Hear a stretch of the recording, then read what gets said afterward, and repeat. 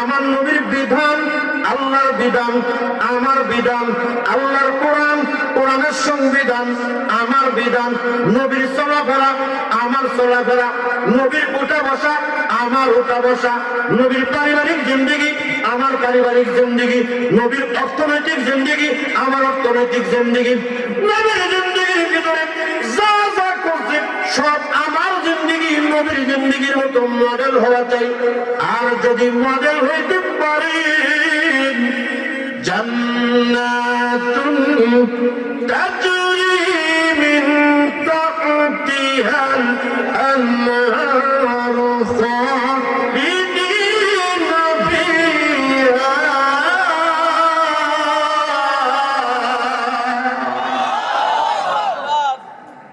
যদি মডেল হইতে পারেন চিরস্থায়ী জান্নাত আপনার জন্য, আমার জন্য। আল্লাহু আকবার বলেন। আমরা যারা এসেছি, যারা আসার পথে আছি, যারা শুনছি, আমি বলছি আমরা প্রত্যেকের পরিচয়, প্রথম পরিচয় একটাই, আমরা রব্বি কারীমের গোলাম। ঠিক কিনা বলেন? এই ব্যাপারে কোনো সন্দেহ আছে? দুনিয়ার জমিনে চোখের সৌন্দর্য, কেউ কালো, কেউ সুন্দর, কেউ খাটো, কেউ লম্বা। এই দুনিয়াতে আমরা যখন কোনো খাটো মানুষ, একটু উঁচু কম, তাকে আমরা অনেক সময় বলি লোকটা খাটো, জামাই খাটো, খাটো জামাইয়ের কাছে বিয়ে দেওয়া যাবে না, বলি কিনা বলেন? আবার না, জামাইটা অনেক কালো, ওর কাছে বিয়ে দেওয়া যাবে না। এটা দুনিয়ার সৌন্দর্য। বলেন কিসের সৌন্দর্য? দুনিয়া। আর আমার আল্লাহ এই পৃথিবীতে সব মানুষকে সমপরিমাণ নিয়ামত দিয়েছেন। সুবহানাল্লাহ বলবেন না? আল্লাহ তাআলার ঘোষণা, হুয়াল্লাযী ইউসাউবিরুকুম ফিল আরহামি কাইফা ইয়াশা।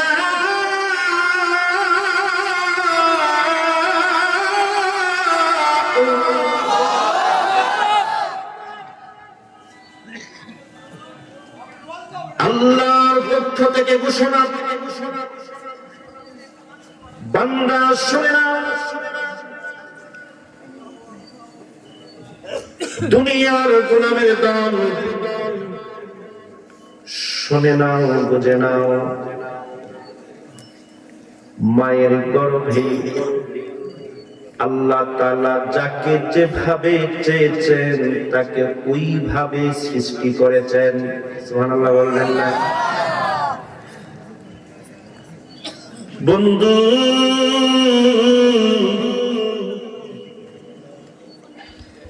তাহলে দুনিয়ার জমিনে কেউ ধনী, কেউ গরিব, কেউ ফকির, কেউ মিসকিন, আবার কেউ দেখতে সুন্দর, কেউ দেখতে কালো,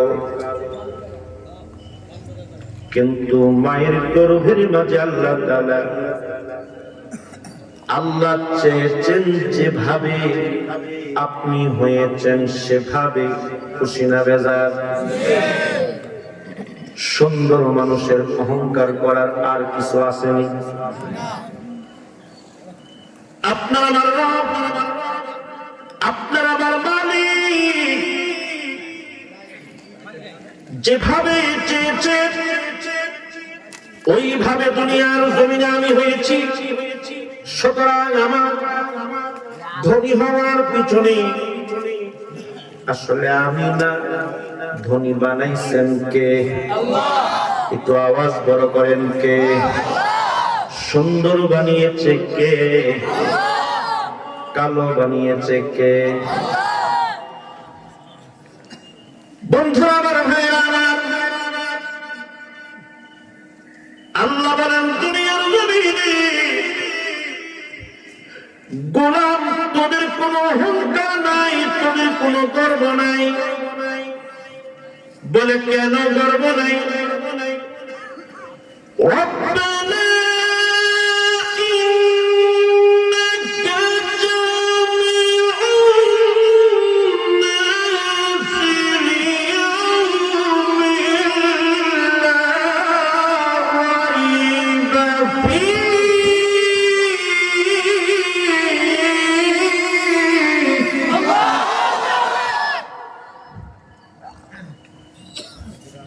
আল্লাহ তাআলা ডাক দিয়ে বলে, গোলাম এই দুনিয়ার জমিনে যার অবস্থান যেরকম, ইন্নাকা জামিউন নাস, সবাই একত্রিত হবে,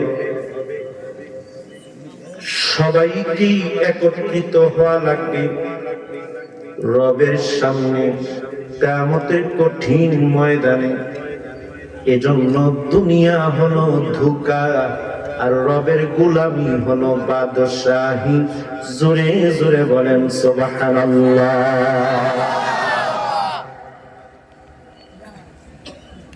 আল্লাহ আমার রব, এই রবি আমার সব, বলুন আল্লাহ আমার রব, এই রবি আমার সব। দমে দমে তনু মনে তারি অনুভব, আল্লাহ আমার রব, এই রবি আমার সব। তোমার দুনিয়াতে আমি যেদিকে তাকাই, ওই নিয়ামতে ডুবে আছি যে সবাই। জোড়া বলেন ঠিক কিনা? তোমার দুনিয়াতে আমি যেদিকে তাকাই, অতই নিয়ামতে ডুবে আছি যে সবাই। পাক পাকানির গানে শুনি তাসবিহ কনর, আল্লাহ আমার রব, বলুন আল্লাহ আমার রব। একটু চিল্লায় বলেন মারহাবা।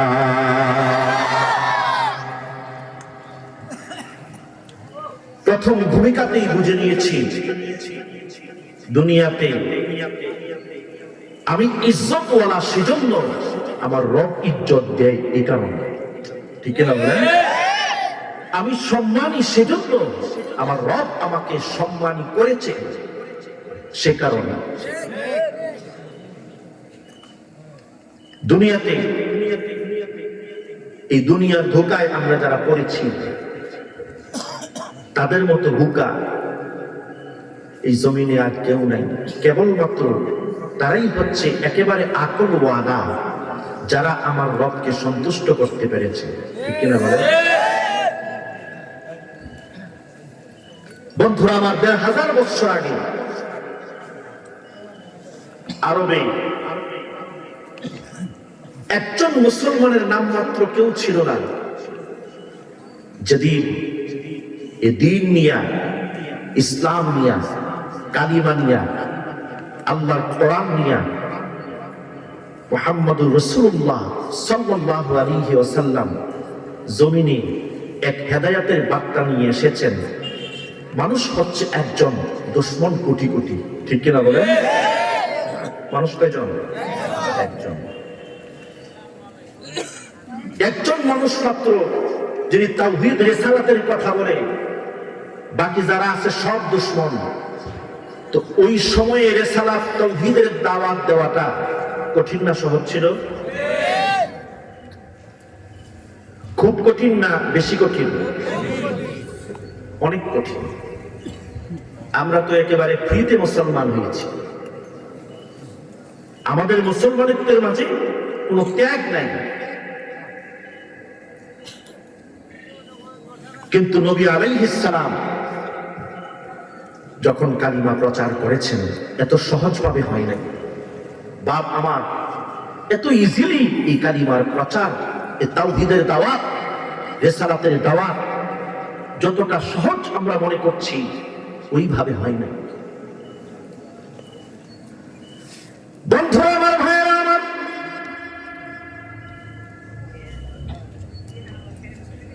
আপনার আমার নবী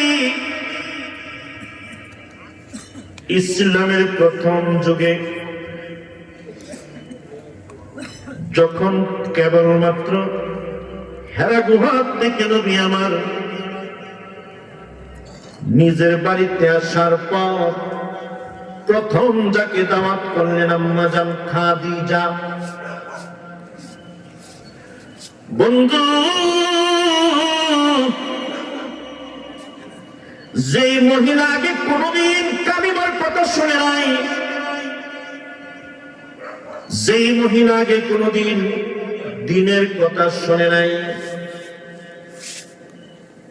তিনি আমাদের আম্মা জান খাদিজা। আপনার আমার নবী জিবরাইল তো কোরআন নাযিল করে দিছে, নবী আমার বাড়িতে আসছে। আমার দ্বীনের নবী বাড়িতে আসার পর থরথর করে কাঁপতেছেন। আম্মা জান খাদিজা আমার নবীকে জড়ায়া ধরলেন চাদরের উপর দিয়া। বুখারী শরীফের অধ্যায়ের বর্ণনা। বন্ধুরা আমার, ভাইয়েরা আমার, নবীজিকে জড়ায়া ধরলেন। আপনার আমার নবী বলেন, ও খাদিজা, আমি কাঁপতেছি, আমি ভয় পাচ্ছি। কেন? আপনি কি জিজ্ঞেস করবেন না? আম্মা জান খাদিজা এমন স্ত্রী ছিলেন আমাদের দেশের ডিজিটাল বউদের মতো না। আমাদের দেশের ডিজিটাল মেয়েরা ডিজিটাল তর্ক করে স্বামীর সাথে আছে না নাই? কারণে অকারণে তর্ক করে স্বামীর সাথে বিতর্ক করা মানে জাহান্নামকে কিনে নেওয়া। ও মা,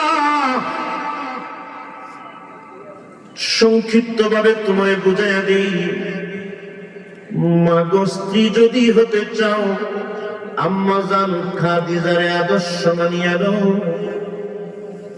দ্বীনের নবী বললেন, ও খাদিজা, কেন কাঁপতেছি জানেন? বলেন, না না, আমি ঘর থেকে বের হই, আমি একটু হাঁটতেছিলাম। বলে, কেন? এই কারণে হাঁটতেছিলাম, জিবরাইল আমার কাছে কয়েকদিন যাবত আসে না। মনে হয় আমার রব আমার সাথে রাগ করেছেন, জিবরাইল কেন আসে না? বলে, আমি হাঁটতে হাঁটতে পেরেশান, আমি চলতে চলতে পেরেশান। খাদিজা গো, শোনো, হঠাৎ করে আমার চোখ আসমানের দিকে উঠাইলাম। আসমানের দিকে উঠানোর উপর নজর করে দেখি আসমান জমিনের মাঝখানে জিবরাইল একটা স্বর্ণ খচিত সিংহাসনে বসা। জোরে জোরে বলেন সুবহানাল্লাহ। কেমন নবী, যার চোখের নজর আসমান জমিনের মাঝখান পর্যন্ত যায়। সুবহানাল্লাহ বলবেন। এমন নবী পায়া খুশি না বেজার? আওয়াজ দিয়ে বলেন, খুশি না বেজার? বন্ধুরা আমার, ভাইয়েরা আমার, আপনার আমার নবী আকাশের দিকে মুখ উত্তোলন করার পর নজর করে দেখেন জিবরাইল আসমান এবং জমিনের মাঝখানে বসা। নবীজি বলেন, খাদিজা, আমি দেখে ভয় পেয়ে গেলাম। আর ঘরে আসার পর আমি যখন ঘরে চলে আসলাম, ভয় পাইতে লাগলাম। আসমানি আওয়াজ দেওয়া হলো, ভয় পাবেন না, ফাকুলতু জাম্মিলুনি, চাদরটা পরে নেন, ভয় পাবেন না, এটা জিবরাইল আপনার কাছে কোরআন নিয়ে আসছে। জোরে জোরে বলেন সুবহানাল্লাহ।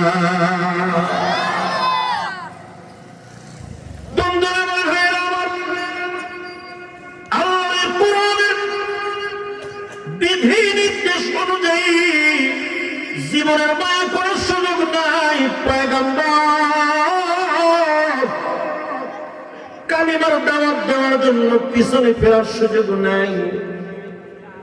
প্রথমে গোপনে গোপনে দে দাওয়াত, গোপনে গোপনে দাওয়াত দে, রাস্তার মোড়ে মোড়ে দাঁড়ায় দাওয়াত দে। কাউকে ডাক দিয়া বলে না এই শোনো কালিমা পড়ো, এরকম না। বলে কি, রাস্তার মোড়ে মোড়ে দাঁড়ায় আমার নবীজি আল্লাহর কোরআন তেলাওয়াত করেন।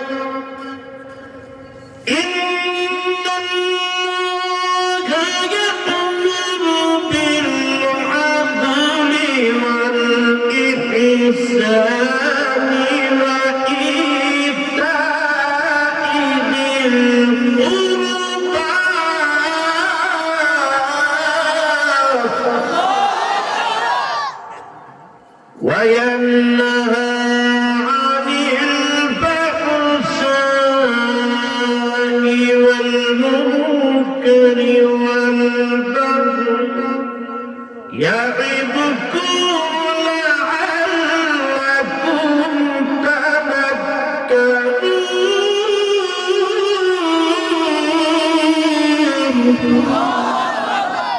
বন্ধুরা আমার, ভাইরা আমার, তাফসীরের কিতাবে আসছে আপনার দিনের নবী এই আয়াতে কারিমাটা রাস্তার মোড়ে মোড়ে দাঁড়ায় তেলাওয়াত করে। আশ্চর্যের ব্যাপার হলো এটা, নবীজির জবান মুবারকের তেলাওয়াত কত সুন্দর, সুবহানাল্লাহ বলবেন না? দিনের নবী তেলাওয়াত করেন, আর লোকেরা যারা রাস্তা দিয়ে হেঁটে হেঁটে যায়, যারা এই তেলাওয়াত শুনে বেশিরভাগ মানুষ নবীর কাছে এসে কালিমা করে মুসলমান হয়ে যায়। এটা ছিল দাওয়াতের একটা পদ্ধতি।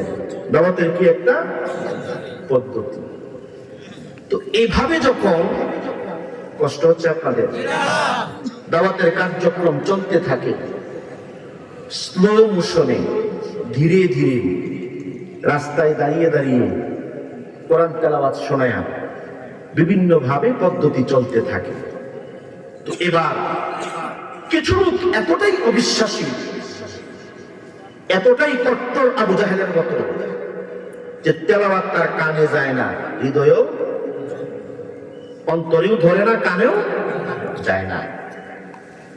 তো আমার নবী তো ছাড় দেওয়ার মানুষ না, বারবার না করলেও বারবার চায়, সুবহানাল্লাহ বলবেন না?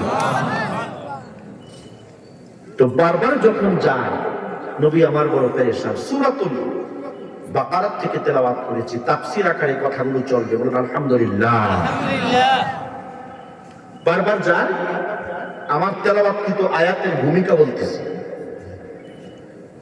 বারবার যায়, তবু ফিরাইয়া দেয় না, এই কালিমা মানি না, আপনাকে রাসূল মানি না, নাউযুবিল্লাহ বলবেন না? তো আপনার আমার পয়গম্বর বড়ই পেরেশান, মানুষের কাছে বারবার যাই, তবু মানুষ আমার কথা শোনে না। প্রভু গো, আমি কি করব? আল্লাহ তাআলা জানায়া দেন, হাবিব চিন্তার কোনো কারণ নাই। ইন্নাল্লাযীনা কাফারু সাওয়াউন আলাইহিম আ'আনদারতাহুম আম লাম তুনদিরহুম লা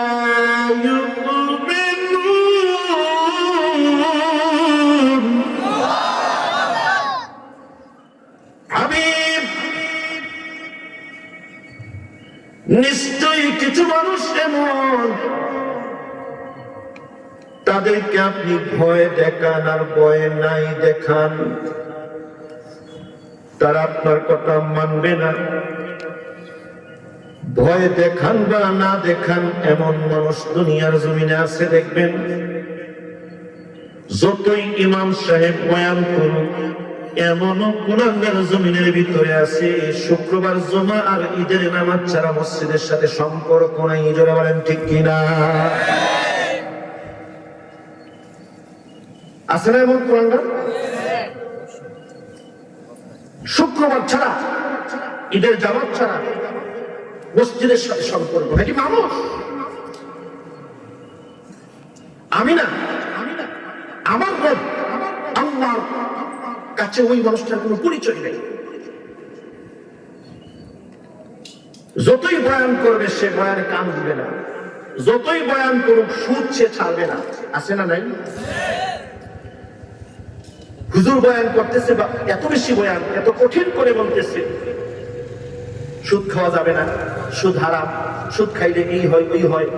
এরপরও দেখবেন সমাজে মনে হয় বয়ানের কারণে সুদ আরো বাড়তেছে।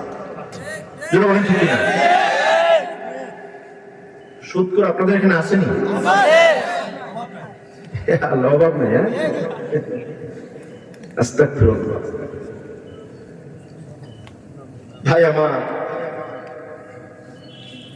শুধু খাবেন, নামাজেও যাবেন আর নিজেকে বলবেন আপনি মানুষ, এটা হতে পারে না।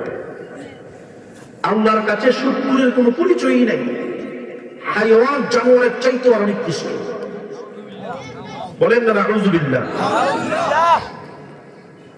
আবার দেখবেন ওই সমস্ত হারামখোর মানুষের মুখে আমার নবীর স্লোগান বেশি, আমার আল্লাহর স্লোগানও বেশি। ওরা যখন আবেগ দেখায় মনে হয় যে আউলিয়া, স্বয়ং শাহজালাল মনে হয় চলে আসছে কি জানি ঈদে। এদের লেকচার শুনলে মনে হয় যে স্বয়ং শাহপুরান মনে হয়। আপনাদের এলাকার নাম কি? ও গিলাতুলি চলে আসছে শাহপুরান না ফটল দেয়। এমন ভাব আর এমন অবস্থা। আর দেখবেন মসজিদগুলোতে, আপনাদের না সারা বাংলাদেশের এভারেজ বলছি, মসজিদগুলোর পরিবেশ হচ্ছে যতগুলো বেশি হারামখোর আছে সবগুলো সামনের কাতারে।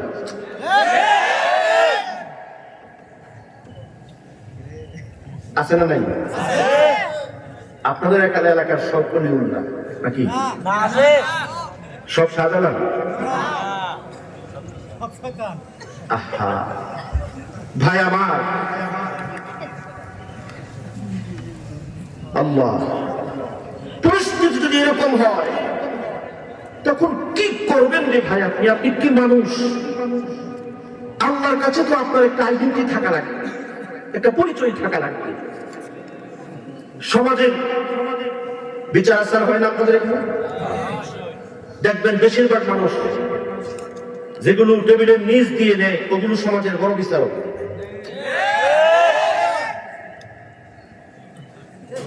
যে মানুষের জ্ঞান আছে টেবিলের নিচ দিয়েও নেয় না, উপর দিয়েও নেয় না, মানুষ ভালো, ওই সমস্ত মানুষের কাছে সাধারণ মানুষ যায়ও না। যায়? তবে আপনি প্রমাণ করতে পারবেন না। কেন? যারা সমাজের বিচার আচার করে এরা সমাজের বিচারক। দেখবেন একজন গরিব মানুষের যদি কোনো সালিশ পাঞ্চাত হয়, ওই বিচারকের কাছে 10 থেকে 12 বার তার এখানে ঘোরা লাগে, তার দরজার সামনে গিয়ে চাচা বাপ দাইটাও কাজ হয় না। কিন্তু মাগার 1000 টাকার নোট শুধু রকম কোনা বের করে রাখছে। যদি আল্লাহর ওলি এটা দেখেন কোনাটা বের করে রাখছে, মুস্কি হাসি দিয়ে বলেন যাবো।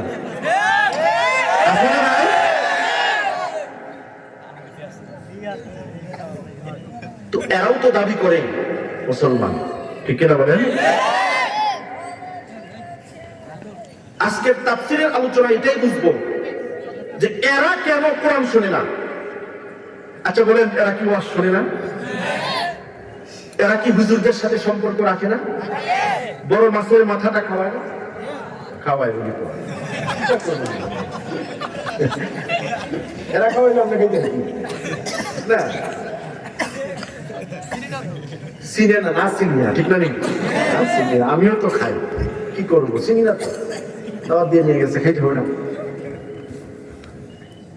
তো এরা কিন্তু হুজুরদের সাথেও সম্পর্ক, বড় বড় আলিমদের সাথে সম্পর্ক, মসজিদে দান সৎকার বেলায় অনেক সময় অনেক বেশি দেয়, যদিও হারাম খায়। তো এরা কেন হেদায়াতে আসে না? প্রশ্ন আসে না, কি বলেন? আসে না প্রশ্ন?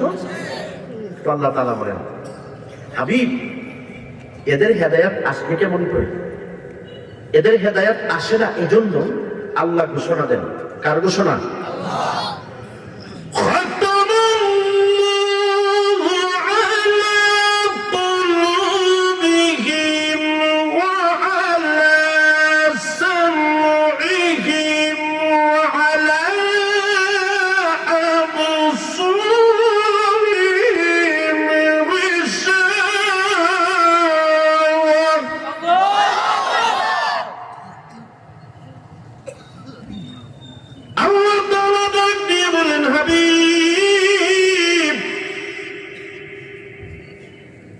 কিছু মানুষ এরকম যার অন্তরে রোগ হয়ে গেছে, বলে অন্তরে রোগ এমন, এই রোগ দুনিয়ার কোন মেডিকেলে গেলে ভালো হবে না। বলে শুধু অন্তর না, কে বলতেছেন? আল্লাহ নামের আওয়াজটা জোরে, কে কে কে?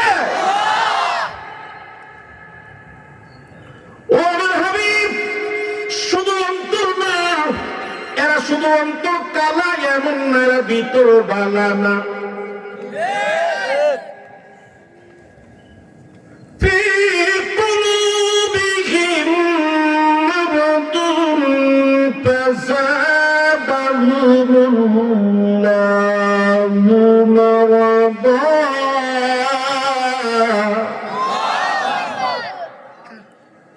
এদের ভিতর নষ্ট হয়ে গেছে। আল্লাহ তাআলা বলেন, খাতামাল্লাহু আলা কুলুবিহিম ওয়া আলা সামঈহিম। অন্তর নষ্ট হয়েছে শুধু এমন না, এদের কানও নষ্ট হয়ে গেছে, এদের চোখের মাঝে পর্দা রেখে দেওয়া হয়েছে। এরা এমন বাজে মানুষ হয়েছে, এদের কপালে হেদায়াত নাই। জানা যায় লক্ষ মানুষ হইলেও এদের কপালে হেদায়াত নাই।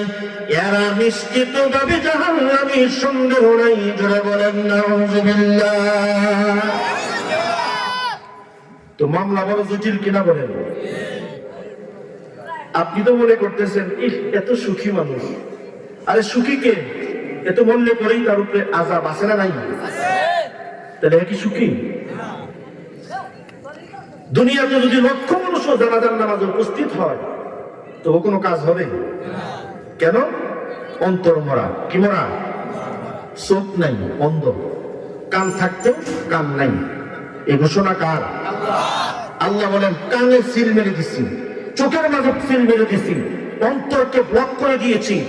এই মানুষকে যতই হেদায়াতের কথা বলেন না কেন, রাসূল, এরা হেদায়াত পাবে না। বলে কেন? যে হারাম খেতে খেতে কান, চোখ, নাক, অন্তর এটা হারাম হয়ে গেছে। এটা মৃত্যু পর্যন্ত হালাল হওয়ার সম্ভাবনা একেবারেই কম। জোরে বলেন না নাউযুবিল্লাহ। এবার বললেন, হুজুর তওবার সুযোগ আছে না? দেখবেন হারামখোরের একটা অভ্যাস হলো, মনে মনে চিন্তা করে, আছে তো তওবা। জোরে বলেন ঠিক না? এটা কিন্তু হারামখোরদের এক নম্বর চিন্তা। ভাই আমার পূর্বের যিনি বয়ান করেছেন তিনি বলে গেছেন, একটা রাষ্ট্র ইসলামিক হওয়ার জন্য ওনার আকাঙ্ক্ষা ব্যক্ত করেছেন, দোয়াও করেছেন। আমি তো বলি, রে ভাই, এই রাষ্ট্র কোরআন দিয়ে কিভাবে শাসন হবে? কান নাই, চোখ নাই, অন্তর নাই, মানুষই তো না। মানুষ থাকলে না রাষ্ট্র আছে? মানুষ থাকলে না রাষ্ট্র? কোরআন তো তাকে শাসন করে যে কোরআন মানে। কথা বুঝছেন না? কোরআন তাকে বুঝায় যে কোরআন মানে, যে বুঝে। এখন উপায় কি? সমস্ত হারামখোরদের ধ্যান ধারণা হলো, মসজিদের হুজুরকে অসুস্থ হওয়ার পরে দেখবেন, হুজুর আমার আব্বা তো অসুস্থ, আসেন তওবাটা করাইয়া দেন। এখন তওবা করাইতে হুজুরে গেছে তওবা করানোর জন্য। আমার ভাষা বুঝেন তো, কেমন হালত হইছে, এই যে শুয়ে রইছে, কথা আসে না, কথা আসে না। তো হুজুর গিয়ে দেখে তো পাগলের মতো কথাই বলতে পারে না, তার কি তওবা করাবে? এখন হুজুর তো পড়ছে বিপদে, কারণ তার মাল বেশি, সমাজের লোক তার তেল দেয় বেশি, হুজুর এই জন্য তেল দিতে বাধ্য। এখন তো হুজুর গিয়া পড়ছে বিপদে, ছেলেরা বলতেছে, মেয়েরা বলতেছে, আমার আব্বারে তওবা করাইয়া দেন। বেচারা আমাদের মতো হুজুর যারা, তারা তো বিপদ, চাকরিও তো টিকাতে হবে, ঠিক না? এখন তওবা করায় দেন। আচ্ছা বলেন, এটা কেমন তওবা রে ভাই? আহা, আল্লাহ তো তওবার জন্য আপনাকে জবান দিছিলেন, তওবার জন্যই তো আপনাকে বুঝার জন্যই তো একটা দিল দিয়েছিলেন। ওই দিলে আপনার তওবা বুঝে নাই, আপনার জবান দিয়ে তওবা করার মতো সুযোগ হয় নাই। এখন হুজুর দিয়ে তওবা করায়া বড় সিন্নি সালাত করে একেবারে মারা যাওয়ার পরে বিশাল মানুষের আয়োজন হলো।